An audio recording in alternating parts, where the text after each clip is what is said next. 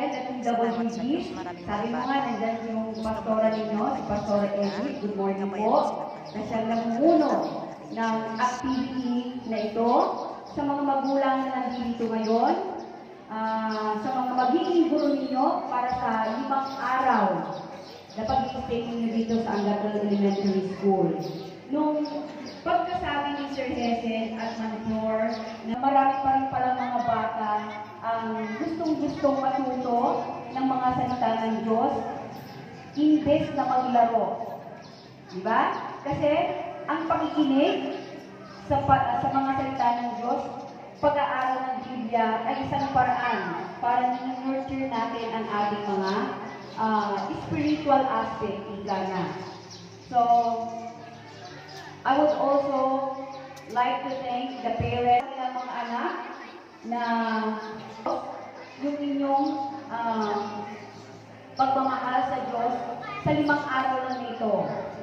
Ito lang yung magiging simula o para sa mga patuloy o dati nang nag-aaral ng DBDS. I would like to congratulate all of you. Sa mga bago naman na magkiki-join sa activity na ito, sana ito yung magiging simula na mas mapaparating tayo sa ating sa mga parents and to all of you, my dear children, welcome to Angatol Elementary School.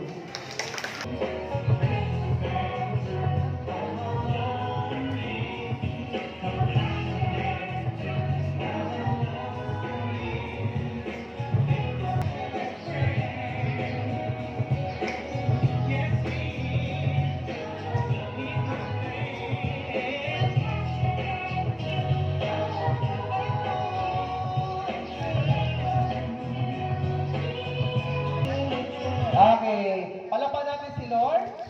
Okay. Ayan. Ayan. Babalot sila ng Talent.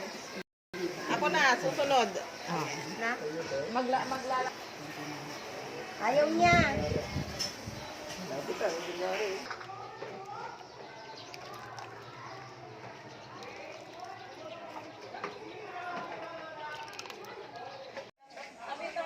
Oh, 1, 2, 3. Siyempre kunan din natin yung niluluto natin.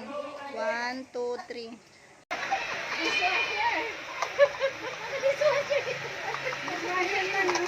Dishwasher. Mga dishwasher ko.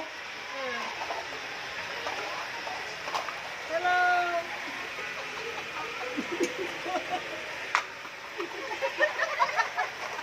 Happy birthday to